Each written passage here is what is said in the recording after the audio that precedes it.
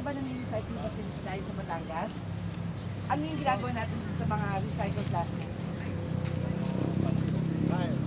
Tiles, tapos shelving, kung ano-ano, pero usually tiles ang ginagawa. Tapos ang plano namin is, kung ano ang maipon yung plastic dito, yun din mismo, kunyari 10 sako.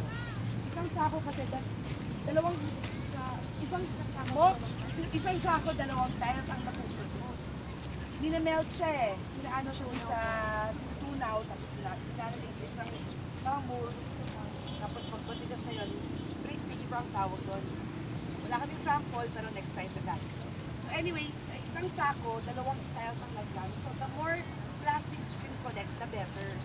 Yung mga tiles na yun, ibabalik din namin dito sa Gensan para magamit ng barangay, either public school or public park. So, the more the better. So ang pwede natin gawin is lahat ng basura ng pakuha nyo, kahit plastic, pwede natin separate. So kayo na bahala kung paano nyo i-separate yun. Okay, so may 2 basket yun, pwede isang basket, isang puro plastic. Ang styro, plastic din siya, pwede din siya isama. Styro, any plastic, hard plastic, soft plastic, mga bote, pwede rin sa plastic.